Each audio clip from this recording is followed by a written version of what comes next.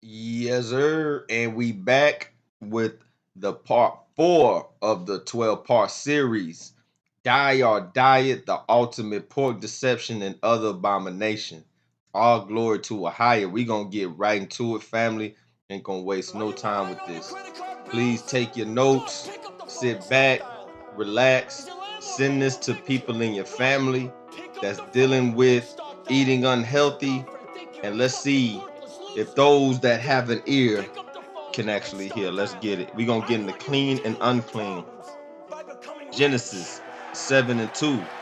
Of every clean beast thou shalt take to thee by sevens, the male and his female, and of beasts that are not clean by two, the male and his female. Why do I start here, Genesis 7? Because a lot of brothers and sisters would say that, oh, we didn't start dealing with meat till Moses, or we didn't start dealing with meat till whenever, or they'll say all meat is unclean. Well, right here, the Most High says that there's clean beasts and there's unclean beasts. Right here in Genesis 2, this is dealing with Noah. So he didn't just start this with Noah. This means prior to Noah, this is how we were supposed to operate as a people in the earth, family. And this ain't no shot against vegans or vegetarians. Hey, if that's what you decide to do, then that's completely fine. We actually got some scripture for that. But there's a way that it needs to be done in decency and in order. And we're going to cover that order heavily in this. So let me jump to Genesis 1 and 29. And the highest said, behold, I have given you every herb bearing seed, which is upon the face of all the earth, and every tree which is the fruit of a tree yielding seed, to you it shall be for meat. People will say, see, right there, that's when he says that's supposed to be for our meat. Well, see, the Most High isn't the author of confusion, okay? He wouldn't have clean and unclean beasts and be calling plants meat. Because that would say, why would he need to deal with clean and unclean beasts, correct? So let's get into what the Hebrew word for that is right there. It's Hebrew Strong 402 okla. Okla, that's food, eating. It says to consume, devour, eat, food, meat. So he's just talking about something to eat. Yes, I'm not saying he's not saying that plants aren't also food. That's exactly what I'm saying. You dig what I'm saying? But he also gave us animals that were clean and unclean for us to eat. Okay, so we're going to get into the law where he divides the clean animals from the unclean animals. We're going to go to Leviticus 11 now. For further reference, I'm not going to read the entire chapter of Leviticus 11. However, I am going to touch some points in Leviticus 11. And Leviticus 11 does deal with meat, and we're going to deal with the meat of the animals, not the food that is animals, not just the food, as I read in Genesis 1 and 29, that's referring to, the berries and apples and oranges and so on and so forth. So Leviticus 11, 1 through 9. And the Most High spake unto Moses and to Aaron, saying unto them, speak unto the children of Israel, saying, these are the beasts which ye shall eat among all the beasts that are on the earth. So the Most High did put beast on the earth, but let's go to that word beast so we don't have any confusion. Hebrew Strong 2416K or Kai. It says age in the short definition, but we see here animal as living, active being in general, Genesis 8 and 17 and Leviticus 11. So we see he's talking about an animal. We even go to the Strong Exhaustive Concordance. You see here age, alive, appetite. We're talking about right here wild beasts. And you see it says other words like company, congregation, and so on. But we're focusing on the animal. That's what we're focusing on, the definition of this as an animal. So let's keep reading and see how he divides these animals clean and unclean, how we can determine what we can eat and what we cannot eat according to the scripture.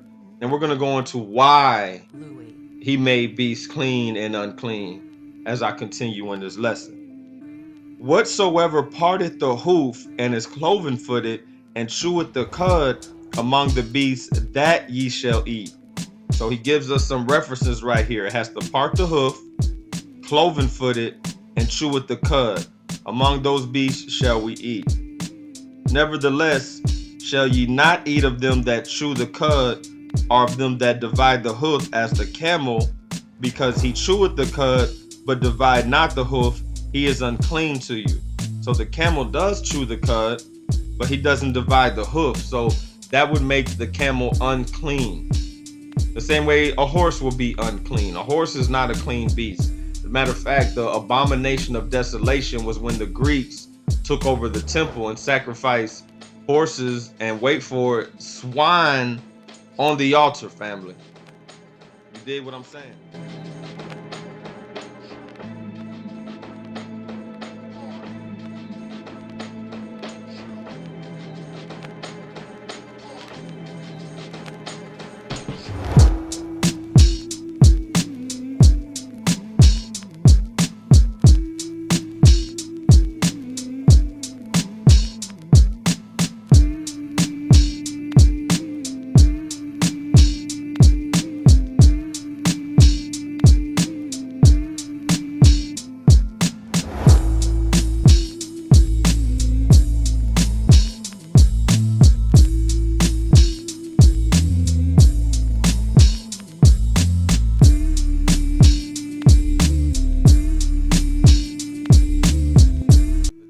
Sacrifice horses and, wait for it, swine on the altar, family. You did what I'm saying? Let's get to it. And the coney, because he cheweth the cud, but divideth not the hoof, he is unclean to you. And I believe that's like a badger, woodchuck, beaver family, speaking of the coney there. Go to verse 6. And the hare or the rabbit, we're talking about Bugs Bunny, you're not supposed to eat it. You know, you got a lot of brothers and sisters in the country, and they'll put anything in that pot. Badgers, squirrels. Oh, we gonna get into it, family. We gonna get into it. Let me not put the cart before the horse. Let me not put the cart before the horse. Let's get it. And the hare, the rabbit, because he cheweth the cud. He does, eat on his vegetables and, be in people's garden is, whatever. But what? He divide, on the hare, because he cheweth the cud, but divideth not the hoof, he is unclean to you. So the hare isn't something we're supposed to eat, family.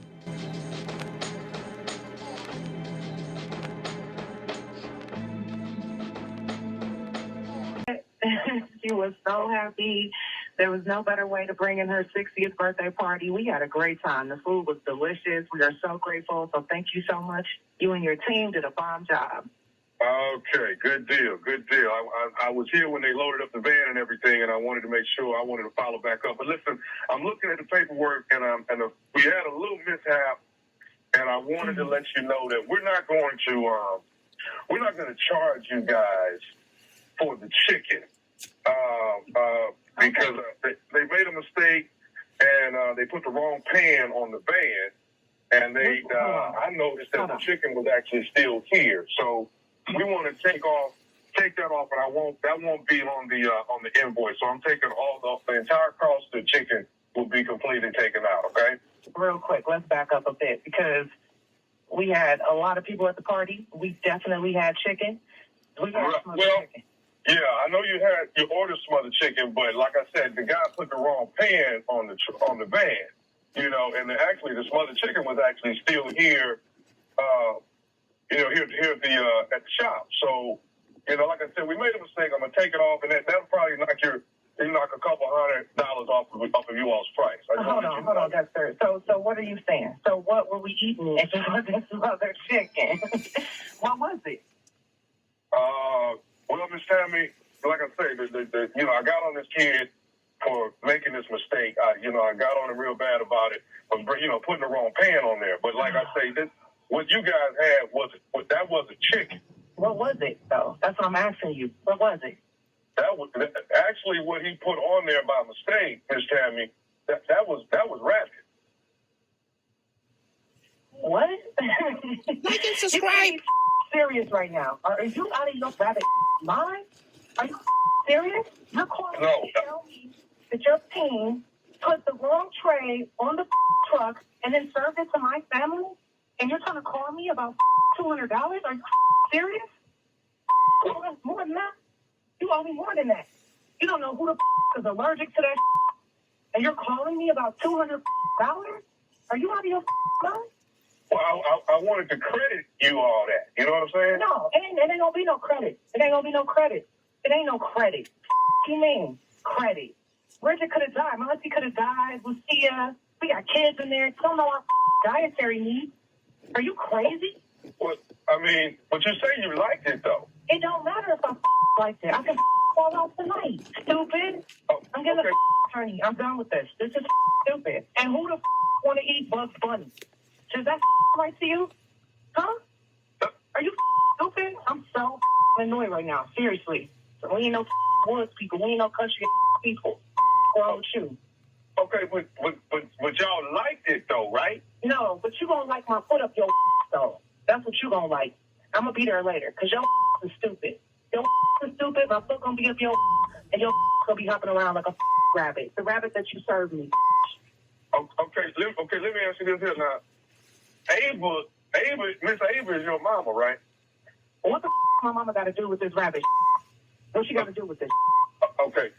See, your mama got me to call you. This is nephew Thomas from the Steve Harvey Morning Show. Baby, tell me, your mama Miss Ava got me to pray for you.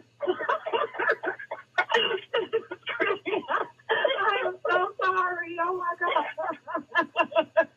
This is crazy. Oh my God. Oh my God. Good morning.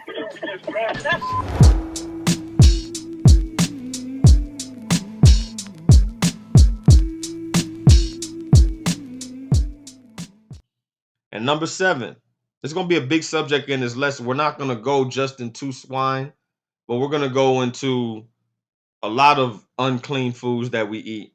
But the swine is going to be one of the main ones, and we're going to go into why. We're going to use this as an example of why he says the other stuff is unclean as well.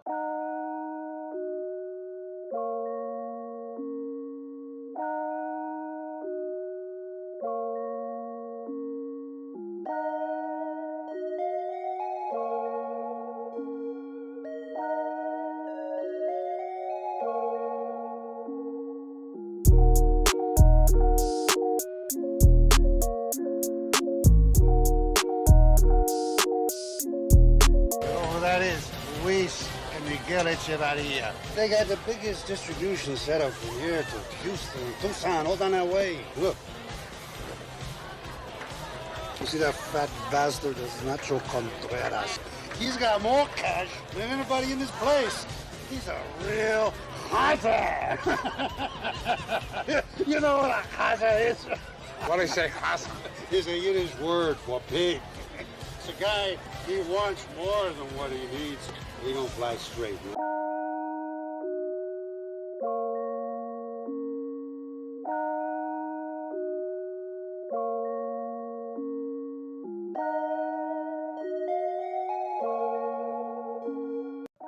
Just looking at the swine, but we're not going to keep our focus there. But it says, in the swine, though he divide the hoof and be cloven-footed, because the swine does have the hoof, yet he cheweth not the cud, he is unclean to you.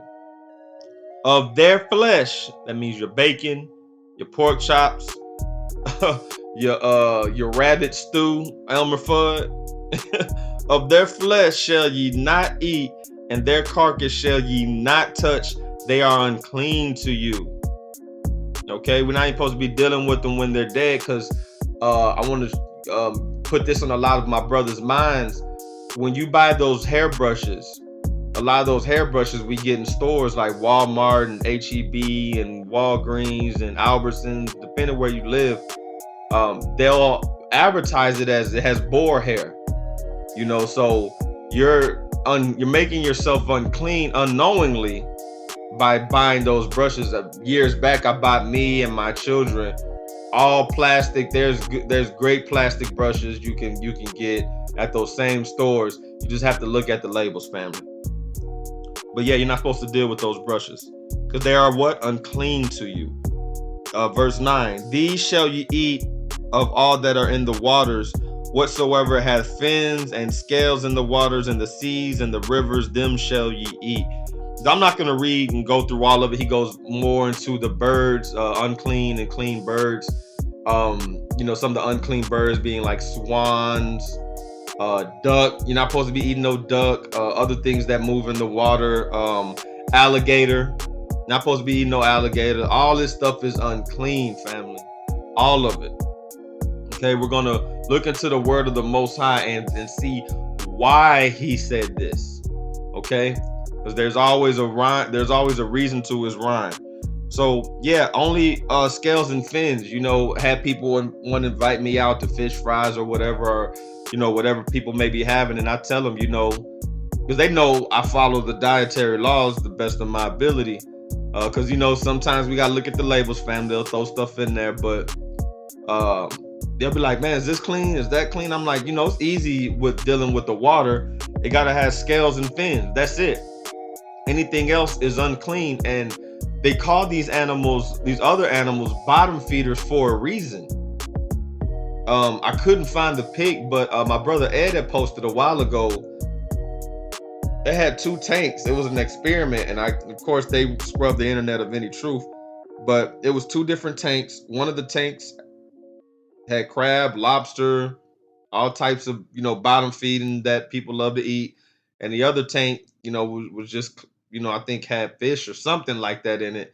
And the tank, but it was clear water, and the tank with the bottom feeders was dirty water. And I guess they let some time go by and they came back and looked at the tanks, and the dirty water was now clean.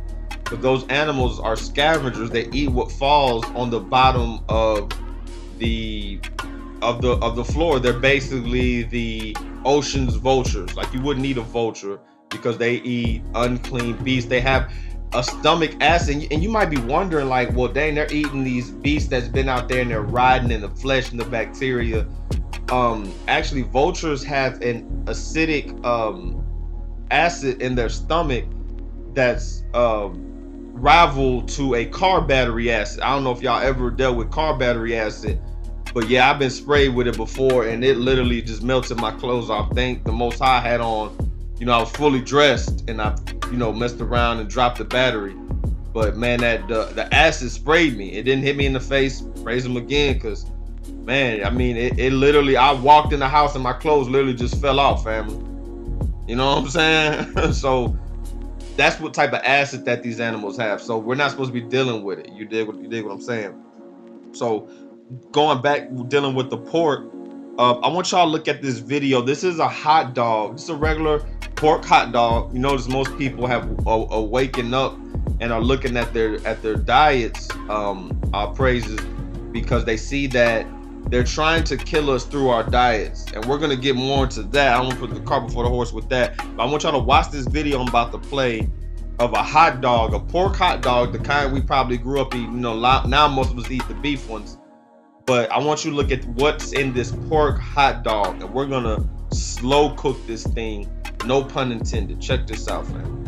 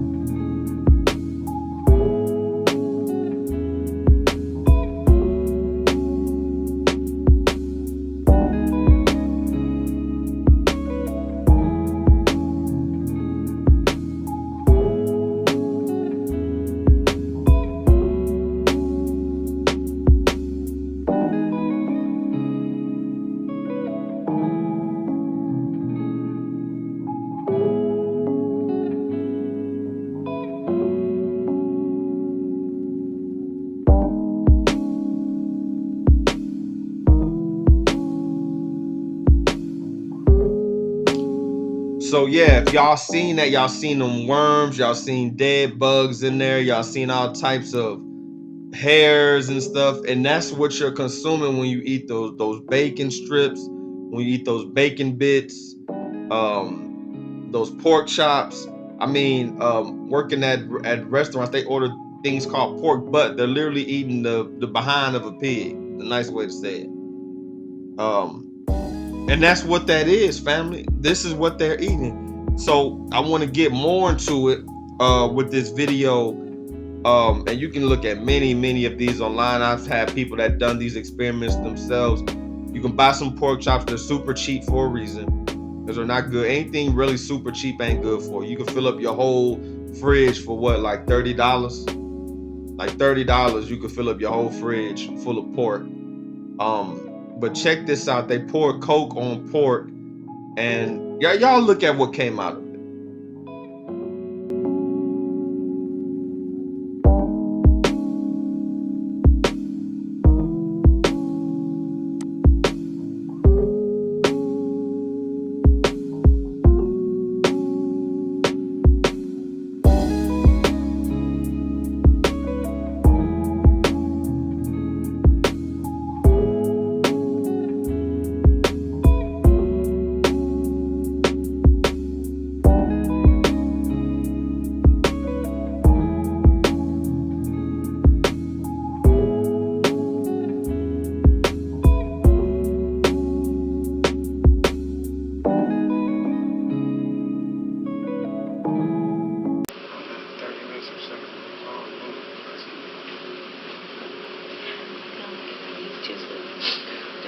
Yeah, put those two on here. No. Here, I'm gonna put this. Sorry. That's a It's a miniature one, but it's, I guess it's not, yeah. That comes off your fresh pork chop. This is how they start, guys. I just need pork chop too. I'm not eating that anymore. And washing it down with Coke. Wow. Oh, sorry. These are new students who have never seen this. I've never seen this before. Look at. Oh. Healthy, it's dirty meat. It's true. Boy, yeah. See him? He's trying to get away. Oh my god. Bring it to me. Right there, right there, right there. That's a good shot. Oh, wow. Oh my god. Let's name him. What's his name? Let's name him. Let's name him Stretch. Oh, I'm blind. He moved in. Yeah. Let's see the camera.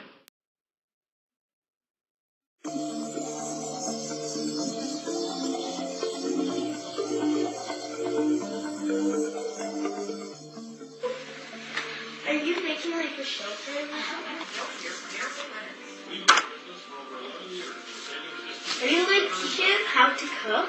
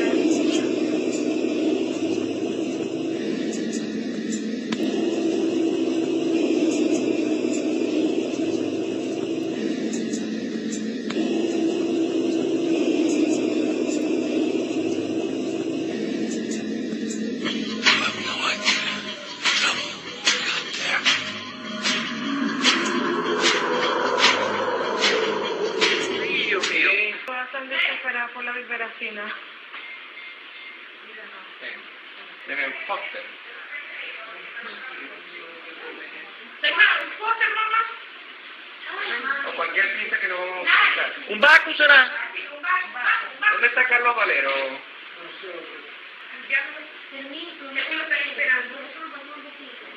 No, no. De lo bueno. Foto. ¡Ay, ve cómo miran a uno! Yo le voy a enseñar esto en video grande a mi familia y mi televisor de 62 pulgadas. La hija mía come demasiado ese día. Me está contando, doctor. No, eso no se ve. Está viva de verga. Ahorita la contamos. Ah, tendría que tener la licencia para que aprendiera. Ya aprendió a tumbar, ya está tumbando. Pero llega muy tarde. Lee llega más temprano. Está bueno, parece una jefa. Ay, doctor, guácatela.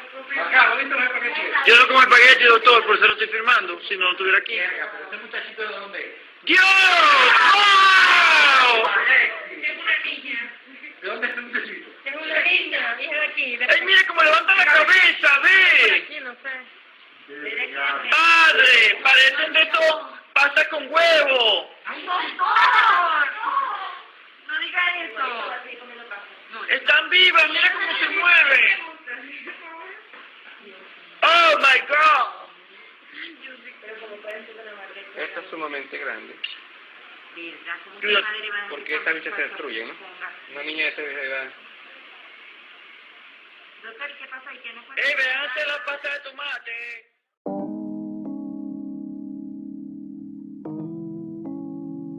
So do you see what came out of that family? Worms, maggots.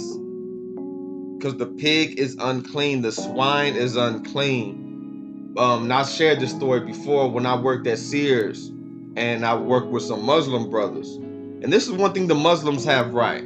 Okay, not to say they have all the dietary laws right. To my knowledge, they deal with the shrimp and the crab. But as far as not dealing with the swine, they're 1,000% correct. And working with these brothers, and they were first generation over here. So their dads grew up over in the Middle East, and they came over here. And I don't know why we were talking what we were talking about, but I remember they had, we got on the subject of this pork, and I asked them. I said, so what's the deal with pork? Like I know y'all, they go in the backroom closet, they do their salat, they prayer. And I asked them, what's the deal with the pork? Like, why don't y'all mess with it? Like, is it, I know what it, y'all belief system, but he basically told me, not even from quoting any verse, but he was like, in my dad's village, all day people are selling. I know you probably seen movies where, the Muslims are out there, in the Sudan, you can watch a lot of those movies. They're out there selling, they're having the marketplace, there's kids out there, grandmas, there's a lot of activity going on, trash get dropped on the ground, they walking camels through, horses through, them horses pooping, camels pooping. I'm not trying to turn y'all stomach. I know a lot of this is kind of, I hope y'all not eating while y'all watching this, but I gotta tell y'all the truth. But long story short, he was saying at the end of the day, when all that trash is out there, they don't have a BFI or a WM, a waste management. Their waste management is the pigs. So when the day is completely over, everybody's gone, inside for the night. The pig farmer comes and just lets all his pigs out and walks them through town, and those pigs eat everything. I'm talking about if a tampon fell, anything, dirt, grime, boo-boo, dirty diapers, rotten eggs, sewage. They'll just eat it all up, and when they get done, those trees be spot clean. So the swine is the Most High's garbage men. I want y'all to remember that the swine is the Most High's garbage man of nature. And this is why you see those things in pork, and when people eat those things, consume those things, they get those pork worms in them. And we're gonna show some more footage of that. I'm gonna put some disclaimers and warn y'all, but those things could grow up to 25 feet, 25 meters, I believe. You gotta detox from that stuff. You gotta do cleanses. You gotta stop eating it. That's first off. But that's what that stuff does to you. And we've been taught pork is the other white meat. Oh, the heat kills it. That's a damn lie from the pit of hell. And I rebuke it. I rebuke it in the name of Yasha. You dig what I'm saying? Speaking of Yasha, we're going to get into the New Testament, because there's prophecies about unclean foods and abominable dietary man-made laws that have been made from the misuse or the wrong interpretation of these prophecies. Also, family, this is over 10 years of working in the food industry has showed me is that they constantly take the temperatures of food all the time when it's in storage, when it's in the meaning the freezer or the cooler, when it's cooking, and when they cool it down, and also when they heat it back up. Temperatures are taken, and food must be cooked to a proper temperature. Lawful foods for my believers, lawful foods, because if they don't, they actually have to tell you. You can look around in your restaurant that you visit, they have to have an advisory on it that when people go in there eating shellfish and raw cooked stuff, that they have to have a disclaimer that you have a risk of foodborne illness. This is why the Most High said to cook it all the way through. Of these prophecies. We're going to go to Acts 10, 14 through 15 and 28. But Peter said, "Not so, Lord," or Adawan, "for I have never eaten anything that is common or unclean." We're going to pause right there. He says, "I have never eaten anything that is common or unclean." When you take a walk in this truth and you tell people, no, I don't eat that. No, I don't eat pork. I don't dig on the swine. No, I don't dig on the shrimp. No, I don't do crab and lobster. They're like, "Oh, this is common. This is everybody eat this. It's a common thing." It's also an unclean thing, brothers and sisters. It's also unclean.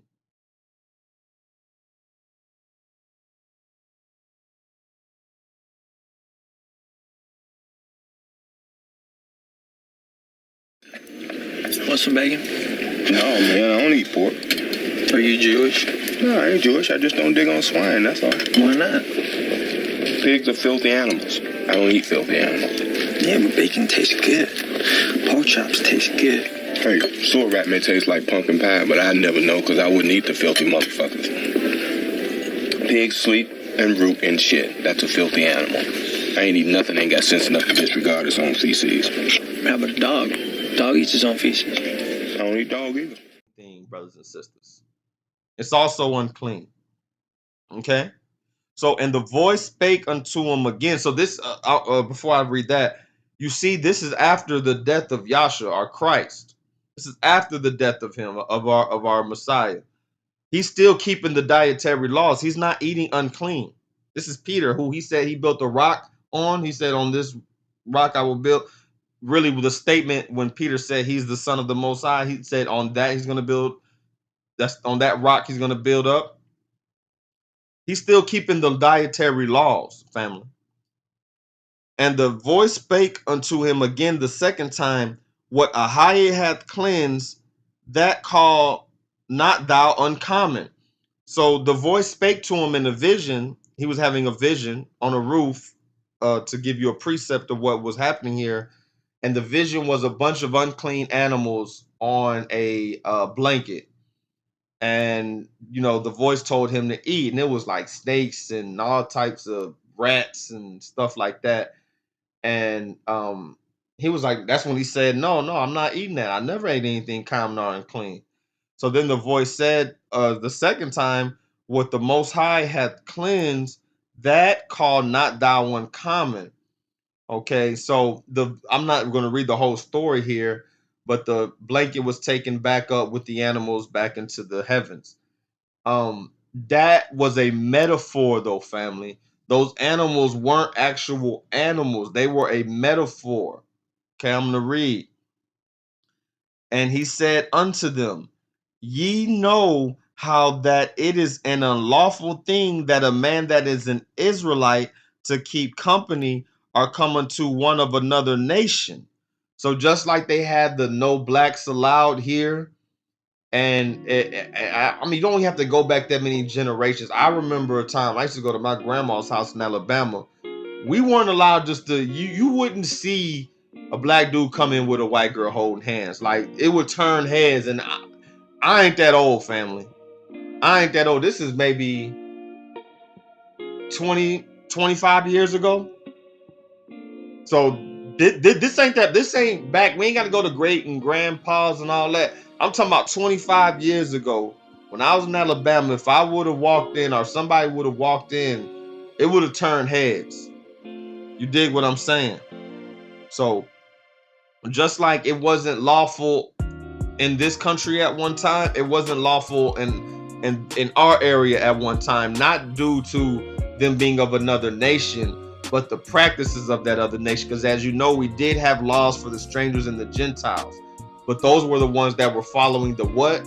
The law, and sojourning with us in that walk. They weren't bringing in Vishnu and Buddha and Ra and all that other stuff. They were coming in worshiping the Most High power that created the heavens and the earth. But let me continue reading. It says, and he said unto them, ye know how that it is an unlawful thing for a man that is an Israelite to keep company or come unto the one of another nation, but Ahiah hath showed me that I should not call any man common or unclean. Because what people will bring up, oh, a lot of you Israelites is racist, man. Y'all racist. Well, first of all, racism only exists with a systematic approach. We don't have a system behind us. That's number one. Number two is not all Israelites deal with that doctrine of hating all nations, because we actually have in our law, this same law, thou shalt not vex the stranger. They that sojourn among you, there shall be one law between you and them. So if anybody of another nation which a Gentile is just a non-Israelite, somebody that is not of the 12 tribes, anybody that's listening to this truth, accepting this truth, and willing to rock with it, that person is seen like an adopted brother or sister in my eyes and in the Most High's eyes. That's Isaiah 56. You can read Isaiah 56. It talks about the sojourner that actually deals with the law, deals with the Messiah, deals with the word, deals with the prophecy, and deals with his people correctly. Okay?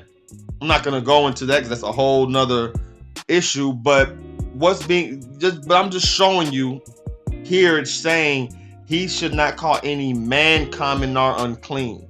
That's a man that has a heart for the Most High, dealing with the Most High, that is not Israel. He should not call that Gentile common or unclean, because that person is actually dealing with the Most High. Like it says, in every nation, he's going to be dealing with Gentiles. Like, what do y'all Israelites think the ships of Tarshish is about? These are going to be Gentiles saying, you know what, our forefathers messed up. Let me come to you, give you gold, bring you to the land. They're gonna be bringing us back with gold, y'all. This is prophecy, man. You dig what I'm saying? So not all of them are gonna be on the wickedness of their forefathers. So that's what that prophecy was about. Okay, that's what that was about. That wasn't about being able to eat a ham sandwich or being able to have a shrimp po' boy. That was about other nations that were dealing with the Most High being brought into the fold. Not as Israel, because that's nothing. Oh, so you're saying that Israel? No, if somebody's visiting at your house and you invite them in, they're a guest. That's what that was saying. They're guest. Not that you can go out and have a I don't know, a pork chop salad or something, a pork chop and beans. That's not what they're saying. It was saying that he can deal with the man of another nation that's following the Most High and Christ. Period. Speaking of Christ, let's get to some words which he wrote, or which he spoke, I should say. Matthew 15, 8 through 11 and 19 through 20. This people draweth nigh unto me with their mouth and honoreth me with their lips, but their heart is far from me. Yasha here is quoting Isaiah. So for people thinking the Old Testament is done away with, we're going to kill that bird once again with the fat stone in this lesson as well. But in vain do they worship me, teaching for doctrines the commandments of men. What is the commandments of men? What is the commandments of men? When the Most High says, don't eat swine, don't eat these pigs, don't eat these unclean animals, don't eat these swans and ducks and in Louisiana, they be eating alligator tail and everything. When he's saying don't eat this stuff. And what do you hear black people say? Oh, we always ate this. My grandma ate this. My grandma ate this. Grandpa ate this. He lived to be 90. You got to understand, we're going to go through this. We're going to go through the medical of this, because some people eat this stuff and be asymptomatic till they get old. We're going to get into it. But the thing about it, family, is this was a curse, y'all. This was a curse. This is why I be trying to tell people you need to really read and study Deuteronomy 28, because that verse, that chapter is about the children of Israel. When he told Abraham in Genesis, know of a surety thy seed shall sojourn in the land and be treated unjustly, wickedly. You fill in the blank. I'm paraphrasing. For 400 years. You got to understand, he said that will come to pass. What people fit that? I'm not going to talk about who doesn't fit it, because I've already showed you who doesn't fit it. Who fits it? But this is what happens when we don't understand who we are. We were under a curse. When the slave master got through eating the parts of the pig he wanted, he threw that swine carcass out that we weren't supposed to touch out to us who are hungry from working from sun up to sundown, picking cotton and raising his children and everything else, doing all the farming and the domestic work and so on and so forth. So being hungry, having nothing to eat, absolutely, our forefathers and foremothers, not that it was lawful, but that's what they did. If you starve somebody and you throw them a cooked rat, they're going to eat it. If you lock them in a cage somewhere and you cook a rat and put some seasoning on it, they're going to eat it, because it's either eat it or die. That is a curse. That's not nothing to be revered, y'all. But that's a commandment of men. That's one of the commandments we're talking about today. Because that's what, in vain do they worship. Oh, Lord, we love you. Okay, God said don't do this. Oh, no, my forefathers did this. We still going to do this. That's the same thing's been going on all through the scriptures. I dare y'all to read Jeremiah 44. I'm going to give y'all some reading just to back me up, because I got a lot to go through. So let me continue. And he called the multitude and said unto them, hear and understand, not that which goeth into the mouth defileth a man, but that which cometh out of the mouth, this defileth the man.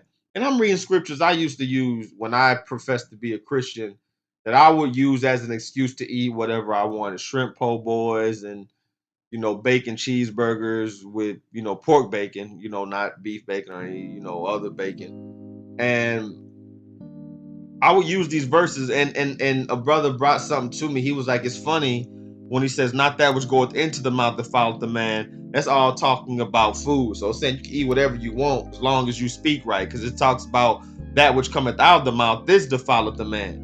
So everything that goes in, you can eat whatever you want, but when it's talking about what comes out your mouth, it's talking about everything except food. You know what I'm saying? So everything you can eat is good, but anything you say, that's what you got to watch. That's not what he's saying here. Verse 19, for out of the heart proceedeth evil thoughts, murders, adulteries, fornications, thefts, false witness, blasphemies. These are all things that are unlawful. Adulteries, murders, thefts, all that is unlawful. Thou shalt not steal. Thou shalt not commit adultery. Thou shalt not murder.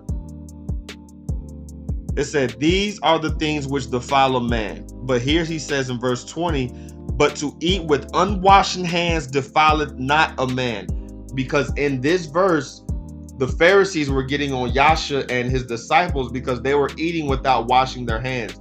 They were adding unto the law. It's how people take away from the law, saying, oh, we're not going to worry about that law. They were adding unto the law, saying, not only you have to keep these commandments, you also have to wash your hands as a commandment, or you're sinning. Now, as washing your hands, people have told me, oh, you saying don't wash your hands. I'm saying, brother, just like Yasha's saying, if you out there doing yard work or you painting the house or something, and you hungry and your rib cooked you a steak sandwich, and you come in the house, grab it and take a bite, but you just that hungry. Or you come in the house and she, you know, I don't know, fix you something to eat, brother. Fill in the blank, okay? She bring you a bowl of grapes, and you reach in there and grab it and, you know, throw 8 grapes in your mouth. There was Pharisees back then that would say that's a sin. That's being unlawful. When there's no law that says thou shalt wash their hands. Is it a good idea? Of course it is. I'm not saying don't wash your hands. I'm saying, brother, if you out there, you know, you looking woozy, and your wife like, ooh, let me hurry up and give him this orange real quick, and she peel it and hand it to you, and you grab it and eat. I'm gonna be like, hey, bro, nah, man, that's adding unto. He didn't say to do that. As a law, it's a good idea, of course, but that's not a law. You're not sinning by doing that. That's adding unto the law. So that's what he was saying there. But that verse, like I said, I'm guilty of it. I'm showing you what I'm guilty of. I used to say, oh yeah, I'll give you whatever I want, as long as I don't talk about fornicating, blasphemy. No, that's not what he's saying, man.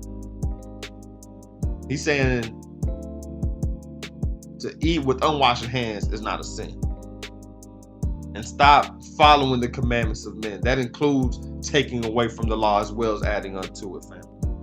Deuteronomy 28, 59 through 62, because we're going to get into how these prophecies have come to pass. Even though this is Old Testament, I want y'all to ride with me. Then Ahiah will make thy plagues wonderful, and the plagues of thy seeds, even great plagues of long continuance and sore sicknesses and of long continuance. Family, I'm going to read that again. I want y'all to really dive in with me. Then Ahiah will make thy plagues wonderful, and the plagues of thy seed, and even great plagues of long continuance and sore sickness and of long continuance. See, people be talking about C19's a plague, and I ain't gonna fight them on that. But what plagues is talking about sickness as well, family. You dig what I'm saying? When people say, oh, heart disease, oh, my aunt got heart disease, oh yeah, her mama had heart disease and they mama had heart disease, have you ever stopped to think maybe it's because what they're eating? Maybe it's because they're eating all these fried, unhealthy, unclean foods for generation and generation. Do y'all remember the movie Soul Food, family? Now, Boondocks, one of my favorite cartoons, only seasons 1 through 3. After that, it's garbage. But in one of those seasons, I can't remember the episode. I'll see if I can narrate it here. But they had a story where they were making fun of soul food. Granddad had opened a restaurant where he was just making the most fatty, unhealthy food ever.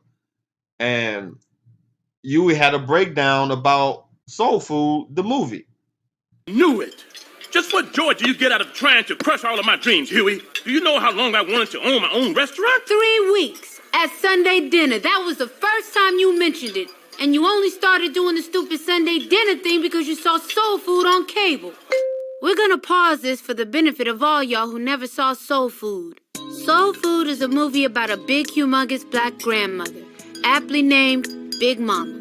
Big Mama demonstrates her love by feeding herself and her offspring enormous amounts of pig lard.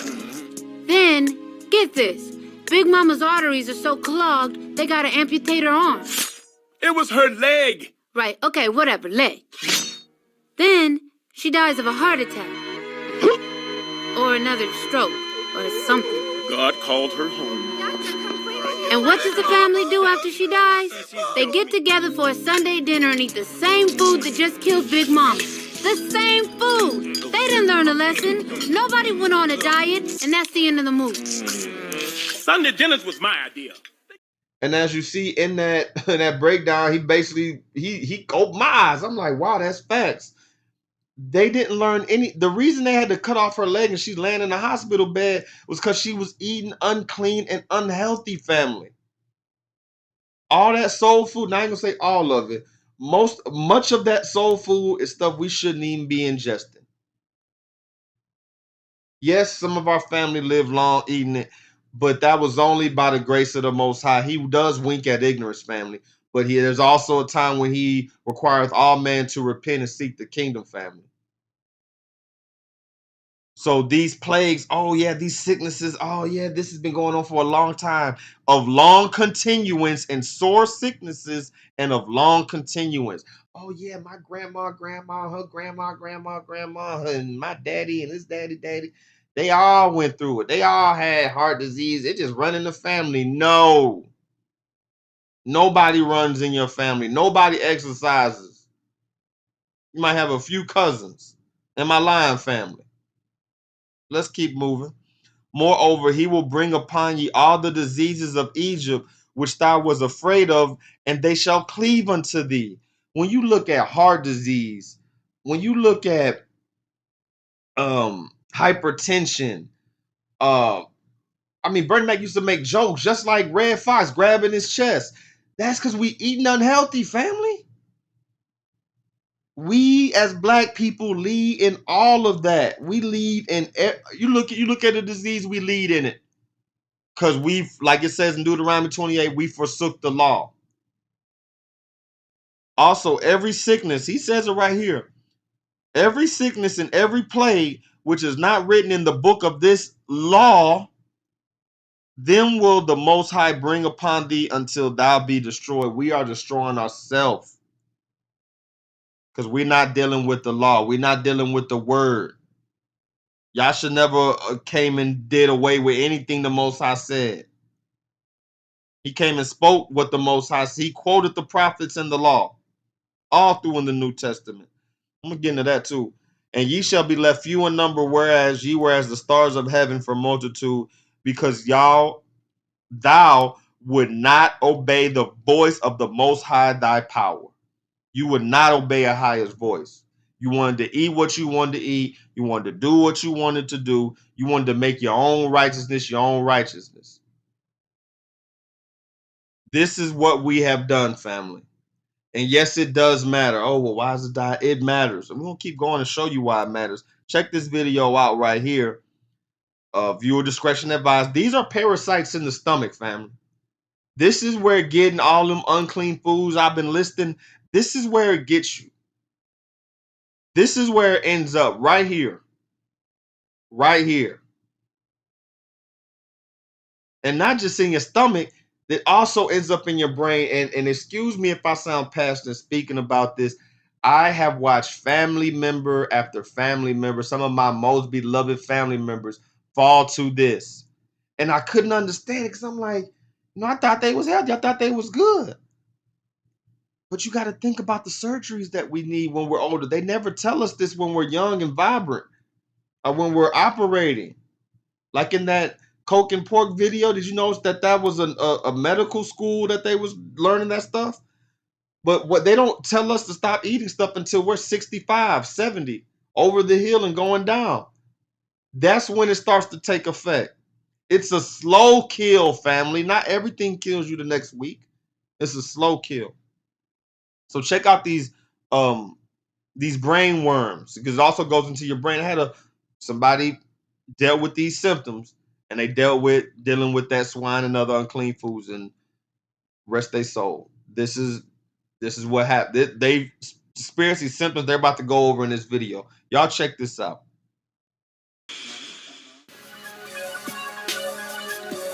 The most common cause of adult onset epilepsy in the world is called neurocysticercosis, which literally means pork tapeworms curled up inside our brain. A review last year out of the Mayo Clinic describes the problem.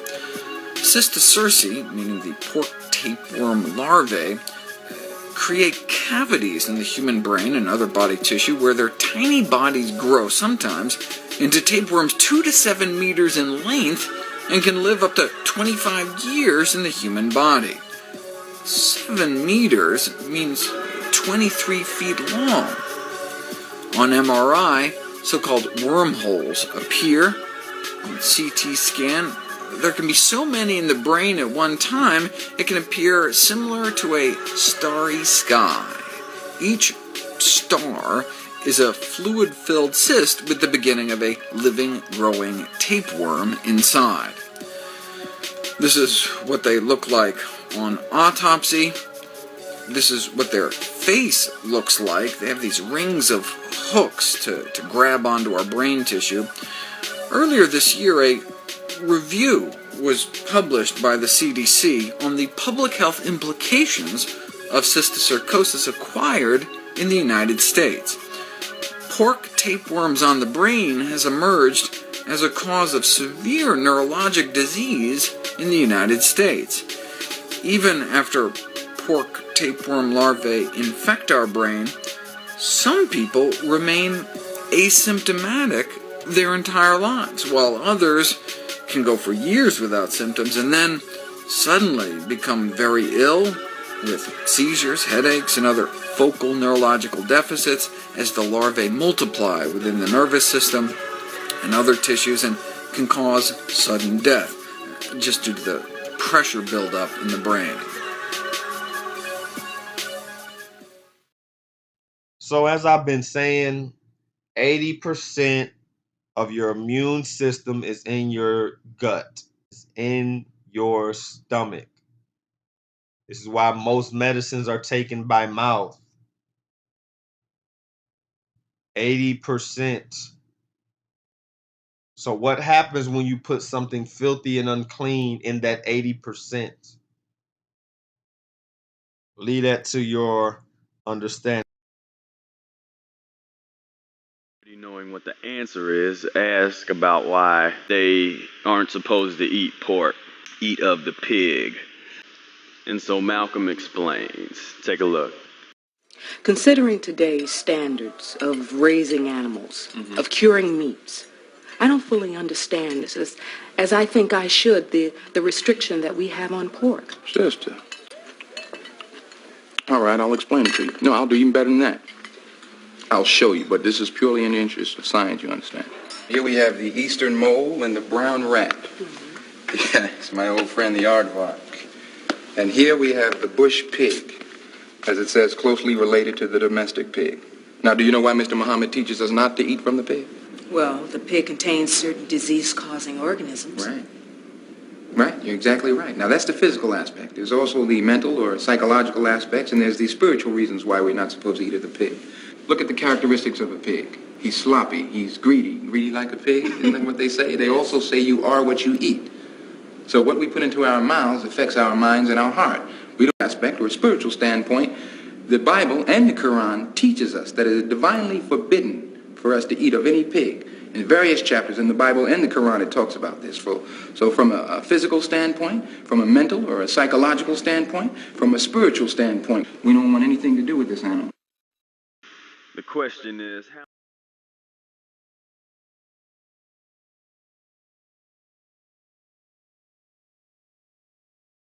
And we're going to go now to Paul because this is where a lot of people go left.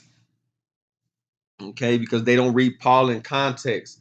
Paul wrote a lot of really short verses. You usually have to read a few before and a few down and see who he's quoting, because most of the time, as a brother and I did a study years ago, Paul was quoting somebody, and they were in the Old Testament family.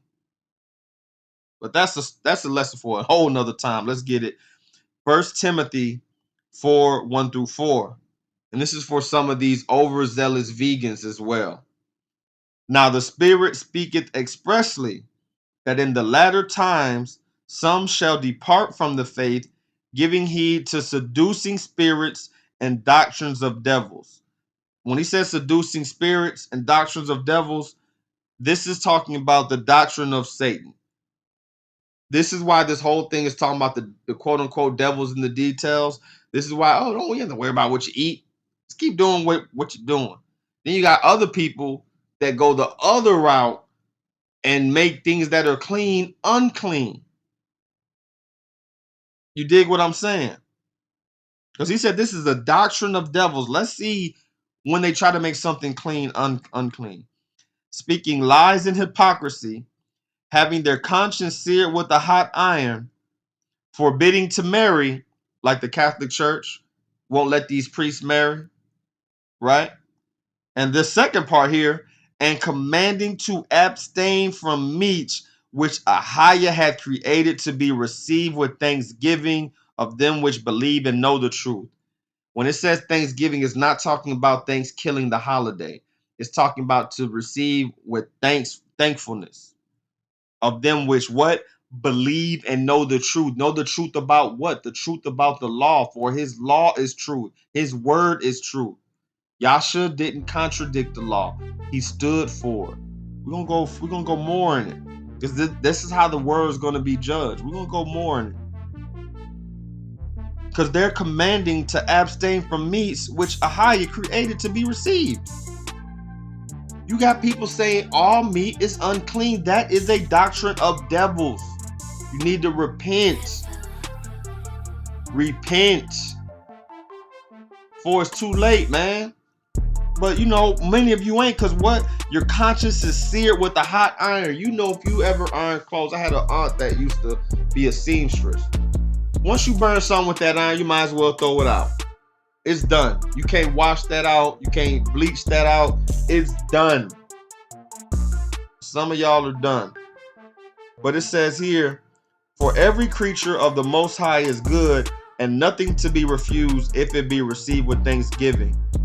But he says in the previous verse, the meats which Ahaya had created to be received with thanksgiving. So when people jump to verse 4 and say, oh, every creature is good, so I can eat shrimp, crab, lobster, squids, scallops, clams. But you got to understand, creature depicts everything. Like Brother Yerushalayim brought out, you're a creature. You know, not just Jeffrey Dahmer, the Jeffrey Dahmer effect. There's African tribes in Africa and Indian tribes over in India that eat people. I tried to show some footage once and look it up, and I got flagged and everything. But they exist, you know, and a lot of people that do have the footage, they got it copyrighted, so I'll still get flagged. But they do exist. So imagine you run into one of them brothers or sisters and they say they found Christ. And you're like, cool, man, that's great. That's blessing, all praises. And you tell them, no, they can eat what they want. You don't know this man is eating people, though. You're telling him right here, every creature of the Most High is good. And I would love to challenge somebody that says that. So if you're saying every creature, let's take humans out of it. I'm going to go a step further from what Brother Yerushalayim brought out. But I'll go a step further, every creature. So I'm going to come to your cookout with some fried cockroaches. And y'all better eat them if y'all believe every creature of the Most High is good. Better yet, I'm going to come to your cookout with some fried koala skins. I'm going to skin me a koala and I'm going to fry skins, some deep oil, put some batter on that thing, some spices, some seasoning. You know, them koalas stay in the trees eating all that good, you know, them good leaves. So we gonna eat good, and you have to receive it. You have to receive it. I better yet, sure, I go up in the sewer and get a rat, chop it right open, throw it on a pot, skillet, make me a nice little rat stew. You better receive it with thanksgiving. That means don't refuse Jeffrey Dahmer's sandwich. Y'all watch that series? She shouldn't have refused it. Every creature's good. He used to be a butcher. But all seriousness though, family, we gonna keep it moving. Revelations 2:20. Notwithstanding, this is the words of Yahshua Christ. Notwithstanding, I have a few things against thee, because thou sufferest that woman Jezebel, which calleth herself a prophetess, to teach and seduce my servants to commit fornication and to eat things sacrificed unto idols. Now, of course, here is more of a spiritual fornication he's speaking of, but I want to touch on the second part because, you know, it's literal as well. But the second part, and to eat things sacrificed unto idols. Have you not noticed that all of these holidays are about a god? Valentine's Day is dealing with Februz, the god who February is named after. You deal with Easter, you're dealing with Ishtar. You're dealing with Christmas, you're dealing with the Yule god. That's why you got the Yule log. You're dealing with Nimrod. So all these holidays, these ancient holidays, are based on pagan gods. And what are people eating at those feasts, y'all? Don't they bring out the holiday ham? And to eat things sacrificed unto idols, you're eating unclean things sacrificed. Yes, I'm going there. Yes, I'm going there. Let's get it though, because I want to really show what it's talking about when it's speaking of Jezebel, because most people, even non-believers, have a some kind of grasp on what is a Jezebel spirit. So we can go to Thayer's Greek Lexicon 2403. It's Isabel, same translation as Jezebel, modern Isabel. But she protected idolatry. They protect these holidays, family, that they know is pagan. They know represent other gods. They know Amos 5:21 says, I despise these holidays. I will not sing. I will not what he says. I'm gonna post it. He said he's not there. He's not there in those Christmas prayers. He's not there in those Thanksgiving prayers. He's not there. Easter either. But yeah, she protected idolatry and persecuted the prophets. And when you quote the prophets, don't they persecute you? Amos 5:21, I despise your feast days. Oh man, anybody trying to hear that, man? We've been doing this for years. The commandments of men. You've been following the commandments of men. And what good has that brought? Oh, it's about family. Spend time. You can spend time with family. Why you gotta eat unclean and do all these different rituals? Don't you know all this stuff is rituals? You're painting eggs, you're putting up trees. These are ancient rituals to gods. Y'all don't hear me. But I want to read right here in Revelation 2:20, equivalent to a second Jezebel, the symbolic name of a woman who pretended to be a prophetess addicted to antinomianism. So this Jezebel spirit that Christ, the Savior of Israel, is talking about here is addicted to antinomianism. Claim for Christians the liberty of eating things sacrificed to idols. Ain't this what they teach? Oh, because I believe I can do this and I'm still good. What did he say in Revelation 2:20? I have a few things against thee. This is what he has against you. Yeah, you got a zeal, but it's not according to knowledge. It's not according to this. Let's get to what antinomianism is. It means against the law, y'all, in Greek. Doctrine according to which Christians are freed by grace from the necessity of obeying the Mosaic law. So we don't have to keep the law. We got to have faith. Let's go to the New Testament and test that. We're going to test it like an experiment and see if that's true according to the word. Because if Christ is saying that this Jezebel, as we see the people that put the Bible together, or translated it, I should say, put it together, meaning, it was found in scrolls and everything else, but they didn't write it, but they put it together. He says antinomianism is a Jezebel doctrine. What does that doctrine say? You're free by grace from the necessity of obeying the Mosaic law. That's the same law that says thou shalt not murder, thou shalt not kill. So if somebody breaks into your house and steals everything out of there, you don't have no renter's insurance. I don't want to hear you crying on Facebook and Instagram, going live, showing videos, crying. They're free by grace. They don't have to keep the law. Somebody busts one of your loved ones' head open, a higher forbid. I'm not trying to be facetious, but a higher forbid. They bust their head wide open to the white meat show, and they gone up out of here. They get, as a young you say, they get deleted. Hey, well, he's under grace. Does that make any sense? That sounds like the purge, man. There's no law, right? James 2:26. For as the body without the spirit is dead, so faith without works is dead also. You can have all the faith in the world. What works do you need? Because we all work. Shoot, some dope boys went to work, and some robbers went to work, and some sex workers went to work. How do we judge if a work is good or bad, or righteous or unrighteous? Let's read. We're going to get into this word. Strong's Concordance Greek 2041 ergon. Okay, it means work. Exhaustive Concordance deed, doing, labor, work, from a primary but obsolete ergo to work, toil, as an effort or occupation, an act, a deed, labor, work. Let's see what it means in different verses, because we know it means works. You say you need faith in works. So let's see how do we say what work is good? I heard plenty of D-boys growing up, hey, they put in work. I put in work in these streets. Is that something to be proud of? Why or why not? Let's break it down to the brass tacks. It says here, the law which demands good work, Romans 3:27. This ain't even Old Testament. This is the same Paul. He says the law demands good works, Romans 3:27. Romans 13:12, works of darkness. Marginal reading in Paul's writings, works demanded by and agreeing with the law. So he separates, like I said, works of darkness from works agreeing with the law. That means if you help the poor, that's a good one. If you're going to work at a job to benefit your family, that's a good work. This is ABC, but I got to break it down like this. It said we need faith and works. Faith without works is dead. What works are you doing?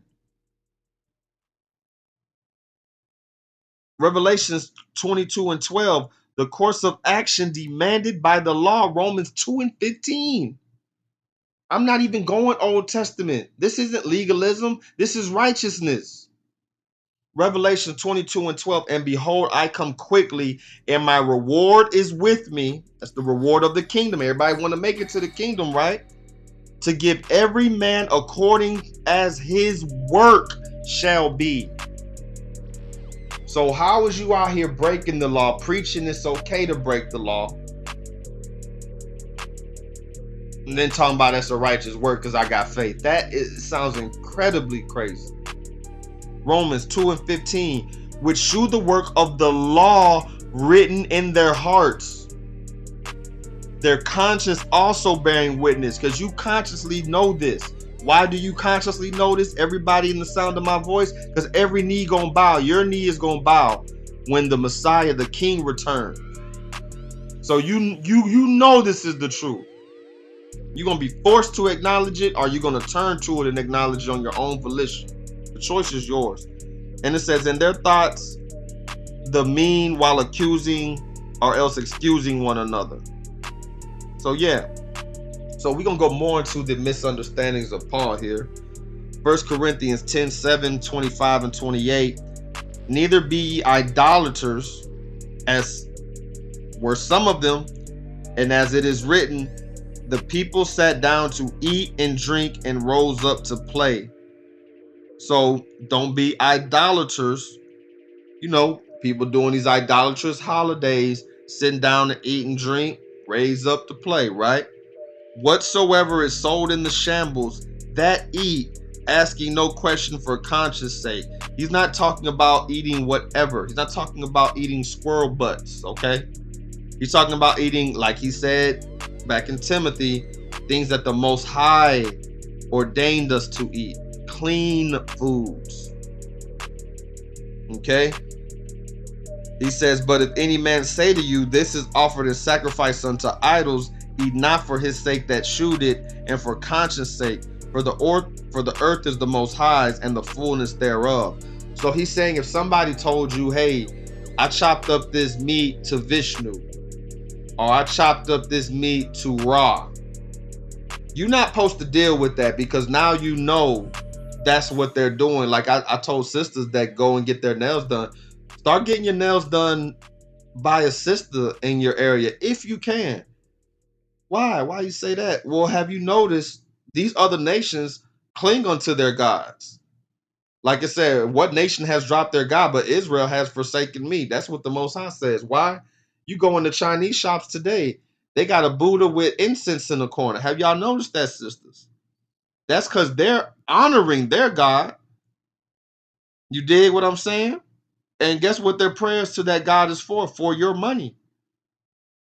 These people done made millions in the hood, billions in the hood, probably trillions in the hood. Places where we ain't got no money, they come in and get rich praying to their God because we not dealing with ours. Y'all don't see how deep this goes. So Paul right there, 1 Corinthians, he's not saying, oh, don't ask questions for sake. Because if you go in there and just, get you some clean meat or even vegetables, people, we look in the scriptures and we know there was sacrifices that we did in the wilderness, and this is prior to Christ, because Christ is our ultimate sacrifice. But there were sacrifices that Moses did with rams and bullocks and all types of things. And there were other nations that would do sacrifices as well, but they would do it to their gods. So we weren't. That's what another reason we weren't supposed to deal with them. Knowingly, knowing that they chopped this up to that. But I can go more into that. But if you know you sitting down to eat, just imagine this. If this sounds, okay, well, dang, okay, that sounds kind of confusing. If you have a potluck at work, which I don't recommend any of you brothers and sisters do that. You don't know how people keep their house clean anyway, even if the food is good. You dig? Tell them you already ate. All right, you fast. But all jokes aside, imagine, you go in the potluck area where everybody got their food, and it's a couple, people you work with sitting over there, and they get to praying, and one says, "Yes, in the name of Satan." You gonna eat? If you say in the name of Beelzebub, and he try to bless the food, are you gonna eat it? That's what Paul is saying there, y'all. We got to be mindful. We got to serve the Most High, man, for real, for real. Romans 14, 1 through 8, 12 through 15 and 21. I'll need my people to zone into this, okay? To listen what Paul is saying. He's talking about the differences, as I spoke of in the beginning of this lesson, how some brothers are vegan, some brothers are not vegan, some brothers only eat fish, some brothers don't eat chicken, some brothers don't eat beef. And this is a note here, I'm still studying this dietary law. To this day, I'm still looking, going back and forth, seeing what is and what isn't, and oh man, I should be eating this. This is actually better, and looking at different fruits and vegetables and just all types of things. So it's a continual thing with me. So I don't want y'all to think that I got it all together. I know everything about it, but I do know we can decipher and see what's clean and unclean, what's good and bad for us by doing so. But this is what Paul is saying here. Him that is weak in the faith receive ye, but not to doubtful disputations. For one believeth that he may eat all things, another who is weak eateth herbs. When he says all things, he's talking about herbs and meat, family. He's not talking about eating raccoon toes. Okay? He's talking about eating herbs, fruits, vegetables, and meats. But another who is weak only eats herbs. These are your vegetarians. These are your vegans of today. Shout out to the vegetarians and vegans. Much love. Let not him that eateth despise him that eateth not, and let not him which eateth not judge him that eateth, for a higher hath received him. He's talking about lawful foods again. He's not talking about eating shrimp salad, y'all. This is what he's saying. You got a brother that's vegan, a brother that's not vegan. They shouldn't be beefing all jokes aside, no pun intended. The vegan shouldn't be mad. Oh man, he over there eating a steak, man. It's unclean. See, that's that doctrine of devils he was talking about. No, and the brother that do eat, oh, that vegan man, he don't want to eat this steak, man. That brother tripping. No, you off too, brother. Let that, long as that man doing something lawful, let him be. This is where that straining at and that over righteousness comes in with our nation. I'm talking to brothers and sisters at one point, telling them about the harmful side effects of swine. And I'm not saying it was being received, but they were listening. And here come this super brew with his cape flapping in the wind. Oh, and he a vegan. All this meat is unclean, and just started spamming my post with all time and confused the mess out of the people with this error. Completely out of order. Where are we at? Okay. Who art thou that judgest another man's servant? To his own master he standeth or falleth. Yea, he shall be holden up, for how he is able to make him stand. One man esteemeth one day above another. I don't mind brothers dealing with one day above another, anniversaries and whatnot. There's no scripture that says you can't do that verbatim. Not supposed to be serving other deities. You dig what I'm saying? For those that dig what I'm saying, I'm not even gonna go on. That's a whole nother 20 minutes. But look, it said, another esteemeth every day alike. Let every man be fully persuaded in his own mind. It's not saying just do your own thing as you want. It's saying, hey, one man, hey, this Friday, this, I don't know, Sunday, me and my wife's anniversary. Or this is, a day where my son graduates or something, want to celebrate. They can do that, man. They can do that. It might be a regular day for you. He that regardeth the day regardeth it unto the Most High, as long as he giving the Most High the praise for it. Praise for his relationship. Praise for his son or daughter graduating, or what have you. He that regardeth not the day to the Most High, he doth not regard it, because to him is just a regular day to another God, another person. It said, he that eateth unto the Most High. Where it goes, he that eateth to the Most High, for he giveth the higher thanks, and he that eateth not to a higher, he eateth not, and giveth the higher thanks. So there's people that fast. They fast regularly. The only thing about that is, I'm gonna post a script here, it's not about you bragging that you fasted. You looking all, oh, woe is me, oh, I'm so holy, I'm giving up this food for the Most High. Let me post and tell my 2,000 followers such holy am I. He's saying that's wrong. You supposed to fast is not even it's supposed to be between you and the Most High. It's like the prayer closet. Not supposed to be praying online. Unless you have like a prayer group. I don't think that's necessarily what he's talking about, but I think prayer should be a private thing. That's what the scriptures say. Prayer closet, prayer group. Maybe y'all can get on your own private Zoom call. Maybe invite them in a group, but when y'all actually do the prayer, maybe do it in a private Zoom call. Or meet up privately. That's my interpretation, which I believe is correct, because those that be praying on the corners, Christ said, surely they had a reward. Y'all praying on these corners, fasting and making your countenance look low. So you supposed to stand strong. They people not even supposed to know you fasting. Between you and the Most High. But it says, for none of us liveth to himself, and no man dieth to himself. Facts. For whether we live unto a higher, and whether we die unto a higher. Whether we live, therefore, or die, we are the Most High's. Whether you live, praise the Most High. If you die, praise the Most High. Hopefully, he brings you into that kingdom that he has coming. So every one of us shall give account of himself to the Most High. You're going to have to give account. Regarding this diet, you're going to have to give account. He said don't do it. He means don't do it. If he says to do it, he means to do it. This is about following his word, and he gives you free will. You can do what you want. Putting your own things in place, but guess what? You're going to have to answer for it. Let us not therefore judge one another anymore, but judge this rather, that no man put a stumbling block or the occasion to fall in his brother's way. Excuse me. I know and am persuaded by the Aduan Yasha, or the Lord Yeshaya, that there is nothing unclean of itself, but to him that esteemeth anything to be unclean, to him it is unclean. He's talking about lawful things, y'all. Lawful foods. I'm going to keep reading this to show he's talking about lawful foods. Okay, because lawful foods aren't unclean.